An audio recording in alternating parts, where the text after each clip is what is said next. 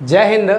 आज के इस क्लास में हम लोग संविधान के 22 भाग के बारे में चर्चा करेंगे। लेकिन इससे पहले मैं आपको एक चीज़ बता दूं कि ऐसा नहीं है कि संविधान का शुरुआत इस 22 भाग से ही हुआ है। इससे पहले भी बहुत सारे फैक्ट्स हैं जो आपको संविधान के 22 भाग से पहले देखने को मिलेंगे। जैसे कि भारतीय संविधान के द्वारा तिरंगे झंडे को कम मान्यता दी गई, राष्ट्रीय गीत को कम मान्यता दी गई, राष्ट्रगान को कम मान्यता दी गई। ये सब आपको संविधान के 22 भाग से पहले भी देखने को मिलेंगे। लेकिन उन तमाम फैक्ट्स को आज हम इसलिए चर्चा नहीं करेंगे क्योंकि आज इस क्लास का सिर्फ और सिर्फ एक उद्देश्य है कि इस संविधान के 22 भाग को मैं आपको किस तरह से याद रखवा सकूं, किस तरह से पढ़ा सकूं। ये मेरा उद्देश्य नहीं है क्योंकि मुझे मालूम है यहाँ पर जितने भी स्टूडेंट्स बैठे हुए हैं, इस संविधान के 22 भाग को आप लोग 22 बार से भी अधिक बार याद किए होइएगा। बोलिए मित्रों, याद किए थे कि नहीं याद किए थे? आप लोग बोले याद किए थे कि नहीं याद किए थे? लेकिन आपको याद रहा? बोलिए किनको किनको याद है? याद है ये संविधान का 22 भाग? आपको याद है? आप खड़े हो जाइए, खड़े हो जाइए। अच्छी बात है, इतने स्टूडेंट के बीच आप खड़े होने का साहस किए, यही सबसे बड़ी बात है। बाकी ये संविधान का 22 भाग तो याद आज हो ही जाएगा। अच्छा, अगर आपको याद है तो एक चीज़ बताइएगा कि संविधान के भाग 17 में क्या है? राजभाषा। बहुत अच्छा। भाग 16 में नहीं है। कोई बात नहीं, अच्छी बात है, आप खड़े होने के साहस किए, आप बैठ जाइए। बहुत बढ़िया बात है, याद होने की तो आज याद हो ही जाएगा। लेकिन अच्छा बात है कि आपको भाग 17 याद है, क्योंकि भाग 17 याद होना चाहिए। एक बहुत ही अच्छा सवाल है। आप लोगों में से किसी को याद है? लड़की लोगों में से याद है? आपको याद है? आपका आवाज़ हम तक नहीं पहुंच रहा है। आपको अगर याद है तो गुड है, नहीं याद है तो और अच्छी बात है, क्योंकि इस बार जो आपको याद होगा बहुत अच्छी तरह से याद होगा। बैठ जाइए। देखिए, आपको मैं इस तरह का बात इसलिए कर रहा हूं क्योंकि ये 22 भाग को जो मैं आपको आज याद करवाऊंगा, एक कहानी के माध्यम से याद करवाऊंगा। और ये तब आपको जाके ये याद हो जाएगा क्योंकि आप लोग कहानी बहुत अच्छी तरह से पढ़ते हैं। याद है, ऊपर में मैंने एक लाइन लिखी है कि निरंतर प्रयास करने वालों की कभी हार नहीं होती। निरंतर प्रयास करने वालों की कभी हार नहीं होती। ये लाइन आपको बहुत अच्छी तरह से याद है। पता है क्यों? क्योंकि आपके गुरुजी बचपन में सिखाए थे कि देखो बच्चे, एक कछुआ था, एक खरगोश था, दोनों में होड़ लगा कि मंजिल पर पहले कौन पहुंचता है।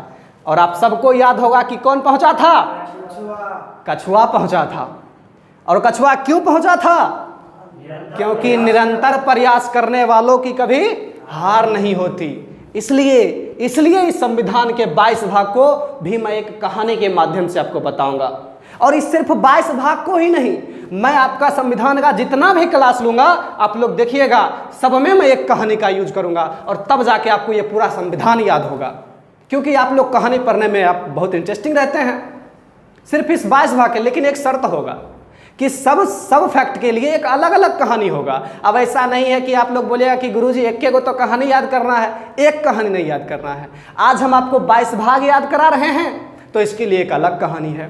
कभी राष्ट्रपति पढ़ाएंगे तो उसके लिए एक अलग कहानी होगी, फिर कभी प्रधानमंत्री पढ़ाएंगे तो उसके लिए एक अलग कहानी होगी। आपको बस ये याद रखना होगा कि किस व्यक्ति के लिए या फिर किस पॉइंट के लिए हमने किस कहानी का यूज किया था, और ये सब याद हो जाएगा। आप लोग टेंशन मत लीजिए, याद कराने के लिए हम यहाँ खड़े हैं, याद हो जाएगा।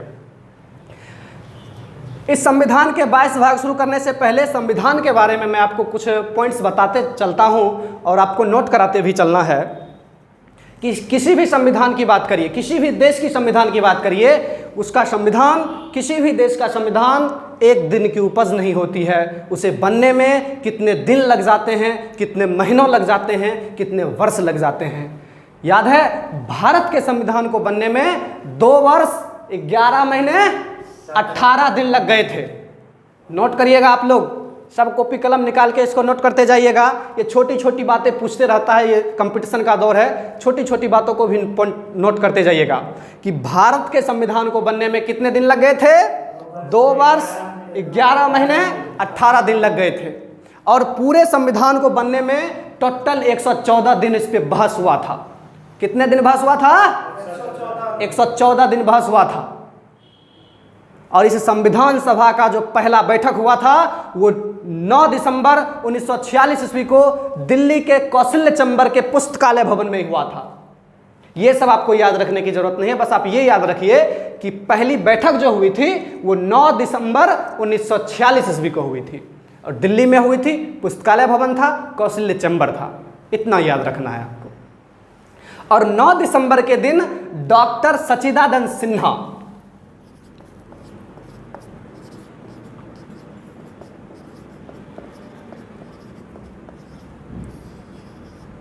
9 दिसंबर के दिन डॉक्टर सच्चिदानंद सिन्हा जी को संविधान सभा के द्वारा अध्यक्ष के रूप में चुना गया। लेकिन ये अध्यक्ष अस्थायी अध्यक्ष थे, इन्हें परमानेंट के लिए नहीं चुना गया था। परमानेंट कौन बने थे? डॉक्टर राजेंद्र प्रसाद जी। और वो कब बने थे? ये बने थे 9 दिसंबर को, तो ये बने थे 11 दिसंबर को। 11 दिसंबर को बने थे डॉक्टर राजेंद्र प्रसाद।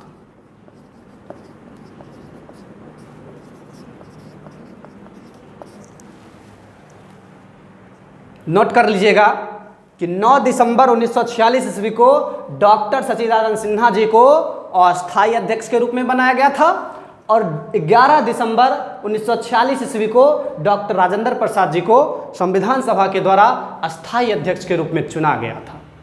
और पूरे एक अथक प्रयास के बाद 26 नवंबर 1949 ईस्वी को भारत एक संपूर्ण संविधान बना चुका था। इसलिए संविधान दिवस 26 नवंबर को मनाया जाता है। समझ गए? 26 नवंबर को क्या मनाया जाता है? संविधान दिवस। और यह जो भारत का संविधान है विश्व के सर्वश्रेष्ठ संविधानों में से एक है। किसी शायर ने हमारे संविधान के बारे में क्या खूब कहा है कि तेरे हर मुश्किलों का मैं एक मुकम्मल जवाब हूँ, कभी वक्त मिले तो मुझे पढ़ना, मैं भारत का संविधान हूँ, मैं भारत का संविधान हूँ। तो चलिए शुरू करते हैं संविधान के 22 भाग के बारे में एक कहानी के माध्यम से। सबसे पहले इमेजिन करिए कि आप सबों का, हमारा, किसी का भी कहीं पे जन्म होता है। हमारा, मान लीजिए कि हमारा कहीं पे जन्म होता है। इसमें हम अपना उदाहरण इसलिए ले रहे हैं क्योंकि इस पूरे कहानी में एक जगह हम निरर्थक वाक्य का यूज करेंगे। यह एक कहानी है और कहानी में भी हम आप लोगों के लिए निरर्थक वाक्य का यूज नहीं करना चाहते हैं। इसलिए हमारा जन्म हुआ तो किसी न किसी परिवार में हुआ होगा, किसी न किसी राज्य में हुआ होगा, किसी न किसी संघ में हुआ होगा। याद रखिएगा, एक एक कहानी के पॉइंट से हम भाग को डिनोट करेंगे। जब मेरा जन्म हुआ, किसी न किसी संघ में हुआ, किसी न किसी परिवार में हुआ, किसी न किसी राज्य में हुआ। इसका मतलब भाग 1 में क्या हो गया? संघ, राज्य, क्षेत्र। संविधान के 22 भाग में से पहला भाग समाप्त कि मेरा जन्म हुआ तो किसी संघ में हुआ, किसी राज्य में हुआ। इसलिए हो गया संविधान का पहला भाग संघ, राज्य, क्षेत्र। अगर हमारा जन्म हुआ तो हम उसके नागरिक हुए, उस परिवार के नागरिक हुए, उस राज्य के नागरिक हुए, उस संघ के नागरिक हुए, तो हमको नागरिकता मिल गई। इसलिए संविधान के दूसरे भाग में क्या हो गया? नागरिकता। अगर हम नागरिक बन गए, जब नागरिक बन गए तो हम अधिकार की बात किए, अधिकार की हमको अधिकार मिलना चाहिए। और वो अधिकार, हमने 3 तरह का अधिकार मांगा। एक अधिकार जो मुझको जन्म से मिला था और एक अधिकार जो मैंने नियति पे छोड़ा। नियति मतलब समय, कि जब समय चाहेगा मुझको अधिकार मिलेगा। इसलिए याद रखिएगा 3 तरह का अधिकार। पहला अधिकार जो जन्म से मिलेगा उसको कहेंगे हम मौलिक अधिकार। पहला अधिकार जो जन्म से मिलेगा उसको क्या कहेंगे हम? मौलिक अधिकार। और मौलिक अधिकार कितने? भाग 3 में, क्योंकि भाग 2 में तो नागरिकता थी। 3 हो गया। और 4 जो है नीति निर्देश तत्व। यही है मेरा नियति पर छोड़ा गया सवाल, क्योंकि नीति निर्देश तत्व आपको जन्म से नहीं मिलेगा। जब राज्य आपको चाहेगी आपको प्रोवाइड करा देगी, अगर नहीं चाहेगी तो आपको प्रोवाइड नहीं कराएगी। इसलिए हमने इसमें नियति का बात किया कि जब नियति चाहेगी आपको ये चीज़ मिल जाएगा। और एक 4 का क भी है। इस 4 के क को संविधान में कब जोड़ा गया इसकी बात अभी हम नहीं करेंगे, क्योंकि अभी हम सिर्फ 22 भाग के बारे में अध्ययन कर रहे हैं। संविधान के 4 को क में इतना समझ लीजिए कि इस 4 का क इसको जोड़ा गया है संविधान में। हमारे संविधान के मूल संविधान में ये नहीं था, इसको बाद में जोड़ा गया। कब जोड़ा गया इसके चर्चा तो हम धीरे धीरे करवे करेंगे।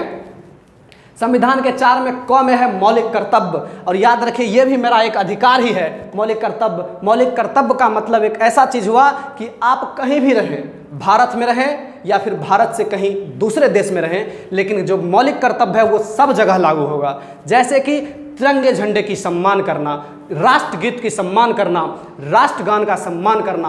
अगर आप किसी दूसरे देश में भी हैं और अगर वहाँ पे तिरंगा झंडा फहराया जा रहा है तो आपका ये फर्ज बनता है, आपका ये कर्तव्य बनता है कि आप उसको सलामी दें। राष्ट्रगान अगर चल रहा है, राष्ट्रगान अगर गाया जा रहा है तो आपका ये फर्ज बनता है कि आप सावधान की मुद्रा में खड़े हो जाए। ये सब हमारा मौलिक कर्तव्य है। और इस कहानी में मेरा 3 अधिकार था। जो पहला अधिकार था मूल अधिकार, जो हमको जन्म से मिला था। आप लोग सब मेरे साथ दोहराते रहिएगा। पहला अधिकार जन्म से मिला था, उसको हमने बोला था मौलिक अधिकार। और दूसरा अधिकार था जो मैंने नियति पे छोड़ा था, वो था नीति निर्देश तत्व। और 4 का क जो था वो था मौलिक कर्तव्य। मौलिक कर्तव्य जो मेरे साथ हमेशा लागू होता रहेगा, चाहे मैं इस भारत में रहूं या फिर किसी देश में रहूं। लेकिन तीनों अधिकार में से मुझे किसी भी तरह का अधिकार नहीं दिया गया। जब मुझे किसी भी तरह का अधिकार नहीं दिया गया तो याद रखिएगा, जो चीज़ मांगने से नहीं मिलती उसको छीनी जाती है। इसलिए हमने कहा कि अब तो हम अधिकार लेकर ही रहेंगे। और हमने छोटा छोटा आंदोलन करना शुरू किया, छोटा छोटा जंग छेड़ना शुरू किया। इसके लिए छोटे छोटे लोगों के पास जाकर हमने अपना एक संघ बनाया, एक संगठन बनाया। संघ बन गया, इसका मतलब 5 में क्या हो गया? संघ। संघ को किस में हो गया? 5 में। अब छोटा जब छोटे आदमी का समूह है तो आपने उसको नाम संघ नाम दे दिया। लेकिन जब धीरे धीरे आदमी का समूह बढ़ने लगा, इसका मतलब कुछ बड़ा क्षेत्र बन गया तो उसको राज्य नाम दे दीजिए। इसका मतलब भाग 6 में क्या है? राज्य। भाग 6 में क्या है? राज्य। इस 7 को हम आपको इसलिए नहीं बताएंगे क्योंकि इस संविधान के भाग 7 को संविधान सभा के द्वारा समाप्त कर दिया गया है। इसलिए इसका सवाल, इसमें जो सवाल बनेगा वो आपके एग्जाम में रहेगा ही नहीं, क्योंकि इसको संविधान से ही हटा दिया गया है। तो हम पढ़ा के टाइम पास क्यों करें? और आपको याद करने के लिए बहुत चीज़ है इस दुनिया में, क्योंकि कंपटीशन का दौर है। जो हटा दिया गया है संविधान से, उसको हटा देगा, उसको काहे याद करें? याद करिए, भाग 5 में क्या था? संघ। भाग 6 में क्या था? राज्य। तो 8 में होगा संघ राज्य क्षेत्र। को मालूम होना चाहिए कि इसी संघ राज्य क्षेत्र का मतलब होता है केंद्र शासित प्रदेश। याद रखिए कि हमने 5 में संघ बना लिया, 6 में राज्य बना लिया, 7 तो है ही नहीं, 8 में संघ राज्य क्षेत्र बना लिया। समझ लीजिए अब हम कितने बड़े आदमी हो गए। मेरे साथ कितने आदमी का साथ हो गया? संघ बन गया, राज्य बन गया, संघ राज्य क्षेत्र बन गया। अब एक ही आदमी इतने जनसंख्या को कैसे संभाल सकता है? छोटी बात है कि इतने जनसंख्या को एक आदमी कैसे संभाल सकता है। इसलिए हमने सोचा कि सभी समूह को छोटे छोटे समूह में बांट देते हैं। तो 9 में हमने क्या किया कि एक पंचायत का निर्माण कर दिया, कि छोटे समूह बना दिया कि छोटे समूह को जो देखरेख करेगा उसको पंचायत कहेंगे, और बड़े समूह का जो देखरेख करेगा उसको नगर पालिका कहेंगे। और कुछ ऐसा क्षेत्र होता है, जैसे ऊपर हम बात किए थे ना, केंद्र शासित प्रदेश। केंद्र शासित प्रदेश का मतलब होता है कि जहां पर केंद्र का भी बात चलता है और राज्य का भी बात चलता है। वही बात यह है नौकखोम सहकारी समिति में, जहां पर पंचायत का भी बात चलता है और नगर पालिका का भी बात चलता है। एक बार फिर से रिवाइंड कीजिए कि 5 में संघ था, 6 में राज्य था, 7 तो है ही नहीं, 8 में क्या हो गया? संघ राज्य क्षेत्र। संघ राज्य क्षेत्र के बाद मैंने उसको छोटे छोटे पंचायत में बांटा, तो 9 में क्या हो गया? पंचायत। 9 में क्या? पंचायत। 9 के ख में नगर पालिका, जो थोड़ा सा पंचायत से बड़ा होता है, नगर पालिका। और वो जो 9 का ख जो है वो है सहकारी समिति, जिसमें नगर पालिका और पंचायत दोनों का बात चलता है। वहाँ पर दोनों की बात को सुना जाता है, तब जाके कोई निर्णय लिया जाता है। ये था मेरा प्रथम कहानी, जो भाग 1 से लेके 9 तक था। इस कहानी के बाद हमारी मृत्यु हो जाती है। मानना है ऐसा मानना है कि इस कहानी के बाद हमारी मृत्यु हो जाती है, हमारा फिर से जन्म होता है। वो शुरुआत होगा दूसरी कहानी से। प्रथम कहानी आप लोगों को याद हो गया ना। अब हम शुरू करते हैं दूसरी कहानी। दूसरी कहानी हम शुरू करते हैं, मेरा फिर से जन्म हुआ। याद करते चलिएगा कि हम किस कहानी पर किस पॉइंट का यूज कर रहे हैं। मेरा जब फिर से जन्म हुआ तो जन्म हुआ एक अनुसूचित जनजाति क्षेत्र में। अनुसूचित जनजाति के घर में। मित्रों याद रखिएगा, यहाँ पर जितने भी स्टूडेंट बैठे हुए हैं, मैं उनके लिए एक लाइन कहना चाहूँगा कि मोहब्बत भी करनी है तो किताबों से करना, क्योंकि ये बेवफा भी निकलेगी तो मुकद्दर बना के निकलेगी। मेरा फिर से जन्म हुआ तो कहाँ जन्म हुआ? अनुसूचित जनजाति के घर में। इसलिए इस 10/10 में क्या होगा? आप लोग भी लड़की लोग बोलते रहिएगा, चुप मत रहिए, यहाँ पर चुप रहिएगा तो फिर वही बात है, याद नहीं हो पाएगा, बोलते रहिए। 10 में क्या है? अनुसूचित जनजाति या अनुसूचित जाति 10/10 में है। 11 में क्या है? मेरा जहां पर जन्म हुआ अनुसूचित जनजाति घर में, वहां पर मेरे पहले से 2 भाई थे, जिसका एगो का नाम था संघ, एगो का नाम था राज्य। इसका मतलब संघ और राज्य के साथ मेरा संबंध जुड़ गया। 11 में है संघ राज्य का संबंध, संघ राज्य का संबंध, उस दोनों के बीच जो संबंध है उसकी चर्चा है 11 में। अब याद रखिएगा, जब जन्म हुआ मेरा 2 भाई है तो भाई में बंटवारा भी होगा। 12 में क्या है? संपत्ति का बंटवारा। एक एक पॉइंट को याद रखिएगा। मैंने पहले ही बोला था कि संविधान के 22 भाग को मैं एक कहानी में पिरोऊंगा और उसी कहानी से मैं एक एक पॉइंट निकाल रहा हूं। मैंने बंटवारा भी कर लिया, मेरे हिस्से में कुछ तो रुपया आया होगा, जो रुपया आया मैंने उसे व्यापार शुरू कर दिया, वाणिज्य शुरू कर दिया। तो भाग 13 में है व्यापार और वाणिज्य। ये व्यापार जो होगा भारत के किसी राज्य से संबंधित होगा, किसी भी राज्य में हम व्यापार कर सकते हैं। 13 में क्या हो गया? व्यापार। अब हम भाग 14 की बात करते हैं। भाग 14 में है, हमने सोचा कि व्यापार कर लिए, रुपया भी हो गया। अब इतने रुपया हो गया तो कम से कम एक बार देश के अधीन कोई सेवा तो करनी चाहिए, मतलब पॉलिटिक्स। हमने सोचा कि या तो केंद्र सरकार या तो राज्य सरकार, कहीं पे कोई एक सीट लेके जीत जाते हैं, इस देश की सेवा करेंगे। अब इतना रुपया है, इतना रुपया किस चीज़ में लगा? चलो पॉलिटिक्स करते हैं। इसलिए भाग 14 में क्या है? ध्यान से देखिए, संघ और राज्य के अधीन सेवाएं। और ये सेवाएं हम तभी कर सकते हैं जब हमको चुनाव लड़ने का अधिकार हो। चुनाव हम लड़ सकते हैं। 14 के क, फिर वही बात आ गई जो 4 का क में था, 9 के क में था, इस 14 को क को भी संविधान सभा के द्वारा बाद में जोड़ा गया। और जब हमने देश के अधीन सेवा की बात कही कि हम संघ में या फिर राज्य में कहीं से कोई सीट लेके जीत जाएंगे तो देश की सेवा करेंगे, वही तो बात है, संघ और राज्य के बीच अधीन सेवाएं। और 14 के क में हमको अधिकार मिल गया, इसलिए 14 में है अधिकरण। 14 के क में क्या? अधिकरण। अधिकार मिल गया कि बाबू आप निर्वाचन लगवा सकते हैं, आप जीत सकते हैं, जीत जाइएगा तो आप नेता बन जाइएगा, नेता बन जाएंगे आप, देश के अधीन सेवा करिएगा।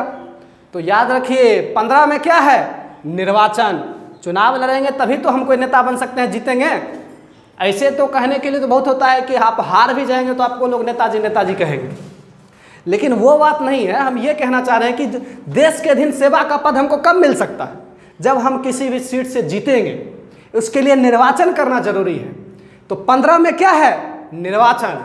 अब कितवो रुपया है हमारे पास, समझ लीजिए कितवो रुपया है मेरे साथ, कितवो लोगों का साथ है, लेकिन जब तक उसको चुनाव के वक्त हम उससे मिलेंगे नहीं तो वो हमको वोट देगा नहीं।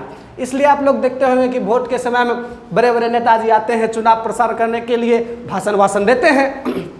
हमको भी वो काम करना पड़ेगा। भाग 16 में जाके हम क्या करेंगे कि छोटे छोटे वर्गों के जाएंगे, उसके विषय में कुछ उपबंध देंगे। उपबंध मतलब यहाँ भाषण समझ लीजिए। 16 में क्या है कि छोटे छोटे वर्गों के बीच जाके हम भाषण देंगे, इसलिए 16 में हो गया कि छोटे छोटे वर्गों में विशेष उपबंध। और जब हम भाषण देने गए छोटे छोटे वर्गों, एक तो छोटा छोटा वर्ग है और हम राजभाषा में भाषण दे रहे हैं, अब कोई समझेगा? कोई नहीं समझेगा। 17 में क्या था? राजभाषा। 17 में हमने राजभाषा में भाषण दिया, किसी को समझे में नहीं आया, आपात आ गया, सब इधर उधर भागने लगे, आपात आ गया। 18 में क्या हो गया? आपात हो गया। अब इधर उधर सब भागने लगे तो वो क्या कहते हैं? परिकीर्ण, बिखर गए सब, कोई इधर चले गए, कोई उधर चले गए। 19 में क्या हो गया? परिकीर्ण, भगदड़ मच गई, भगदड़ मच गई। अब हम तो है चूंकि वहाँ भाषण देने गए हैं तो हम पे केस हो गया, न्यायालय बैठ गई। अब न्यायालय में हमको बुलाया गया, जज साहब बोल रहे हैं कि नेताजी आप तो ये गलत किए, एक तो कोरोना का समय चल रहा है, ऊपर से आप भाषण देने चले गए, इतने लोगों को आपातकाल ला दिए, अब आपको तो सज़ा मिलेगी। लेकिन उन्होंने एक चीज़ ये भी सोचा कि देश को तो आखिर कोई ना कोई नेता ही चला रहा है, चाहे वो प्रधानमंत्री की बात कीजिए, गृह मंत्री की बात कीजिए, नीतीश कुमार जी की बात करिए, कोई ना कोई तो नेता ही चला रहा है। इसलिए उन्होंने कहा कि हम थोड़ा सा कुछ संशोधन कर देते हैं, जिसमें आप भाषण भी दे दीजिएगा और किसी तरह का कोई आपात भी नहीं आएगा। तो उन्होंने 20 में संशोधन कर दिया। 20 में क्या कर दिया? संविधान संशोधन। और उसने संशोधन में क्या किया कि आप अपना विशेष उपबंध जरूर दीजिए, छोटे छोटे वर्गों में जाकर विशेष उपबंध जरूर दीजिए, लेकिन एक चीज़ का ख्याल रखिएगा कि वो अस्थायी हो, संक्रमणकालीन हो। संक्रमणकालीन किसी तरह का नहीं हो, वहाँ पे किसी भी तरह का भगदड़ मचने वाला बात नहीं हो, किसी से जैसे नहीं होता संक्रमणकालीन के मतलब समझिए कि छुआछूत, जैसे इससे बीमारी उसमें चली गई, उससे बीमारी उसमें चली गई। तो इस चीज़ का आप ख्याल रखिएगा। जज साहब ने हमको बता दिया कि आप विशेष उपबंध दे सकते हैं, मतलब 21 में विशेष उपबंध भी है और अस्थायी भी है, संक्रमणकालीन भी है। इस तरह का हमको एक लाइन बना दिए, एक सीमा बना दिए कि इस चीज़ को ध्यान रखते हुए आप विशेष उपबंध दे सकते हैं, क्योंकि आप लोग नेताजी हैं, आप ही लोग तो देश चलाते हैं, हम तो बस कलम चलाते हैं। ऐसी बात नहीं है कि न्यायालय का भी इस भारत में बहुत बड़ा योगदान है, ये तो हम एक कहानी में बता रहे हैं। अब आते हैं अंतिम। जब जज साहब बता रहे थे, उन्होंने एक पॉइंट भी बता दिया कि आप जब भी भाषण देने जाइएगा संक्षिप्त नाम का प्रयोग करिएगा और हिंदी में बोलिएगा। क्या जरूरत है आपको राजभाषा में बोलने का? हिंदी में बोलिएगा, सब आदमी समझेगा। तो 22 में क्या हो गया? संक्षिप्त नाम और हिंदी भाषा, संक्षिप्त नाम और हिंदी भाषा। और इस तरह से हम दोनों कहानी को मिलाकर हमने एक संविधान के भाग को डिनोट करता हूं। और आप सबको ये अगर कहानी याद रही तो ये कभी नहीं भूलिएगा, ये मेरा वादा है, कभी नहीं भूलिएगा आप इसे। अब इसके अनुच्छेद की बात हम करते हैं। अनुच्छेद भी याद रखना है। सबसे पहले तो कुछ अनुच्छेद जो है आपको याद ही रखना पड़ेगा और कुछ अनुच्छेद है जो आपको ट्रिक पे याद रखना होगा। जैसे शुरू में देख लें, ये जो संघ एवं राज्य है ये 1 से 4 तक है। शुरू वाला याद रखिए। नागरिकता 5 से 11 तक है। मौलिक अधिकार 12 से 35 तक है। नीति निर्देश तक 36 से 51 तक है। और ये मूल कर्तव्य 51 के क में है।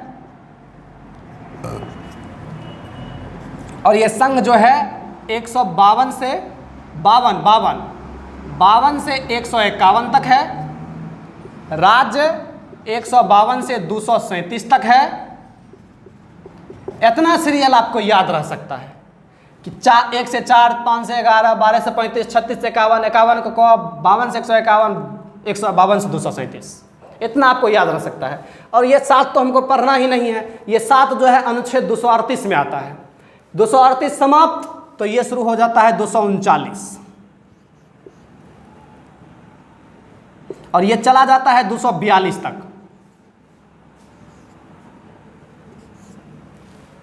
243 में जब शुरू होता है पंचायत में देखिए हम देख रहे हैं कि एक पंचायत का क भी है, मतलब 9 का क भी है, 9 का ख भी है, सब 243 में है। लेकिन इसको तो चूंकि बाद में जोड़ा गया तो इसको अलग से थोड़े स्थान देगा, उसी में हिला दिया कि 243 का कोई त से यच तक है, कोई 43 यज से यन तक है। ये आप मत याद रखिएगा, आप सीधे याद रखिएगा कि भाग 9 जो है वो संविधान के अनुच्छेद 243 में है। अब जहां भी होगा आपको ऐसा ऑप्शन कभी नहीं मिलेगा कि 243 के य से यन, त से न, ऐसा कभी नहीं मिलेगा, सीधे 243 मिलेगा। इसको याद रखिएगा। अब ऊपर से हम कुछ चलते हैं, क्योंकि अनुच्छेद याद करने के लिए हम बोले थे ना आपको कुछ ट्रिक याद रखना होगा। ऊपर से चलते हैं। ऊपर में जैसे देखिए सबसे पहले तो आप एगो इसको याद रखिएगा, राजभाषा हो गया 343 से शुरू होगा और आपात जो है 352 से शुरू होगा। तो इसका मतलब ये 343 से लेकर 351 तक चल जाएगा। ये देखिए संविधान संशोधन 368 में, ये आपको याद रखना होगा। अगर ये 368 में खत्म हुआ तो इसका मतलब ये 369 से शुरू होगा और ये 393 पे यहाँ शुरू हो रहा है तो यहाँ पे ये 392 तक चल जाएगा और ये जो जाता है 360 तक जाता है। तो परिकीर्ण जो है 361 से शुरू होगा और यहाँ पे 368 पे समाप्त करना है तो ये 367 तक चल जाएगा। निर्वाचन एक याद रखिए 324 से 329 उसी तरह से आप इसको भी शूट कर सकते हैं कि यहाँ पे 329 पे समाप्त हुआ, इसका मतलब ये 330 से शुरू हो जाएगा, और ये 343 पे यहाँ पे शुरू होना है तो ये 342 तक चल जाएगा।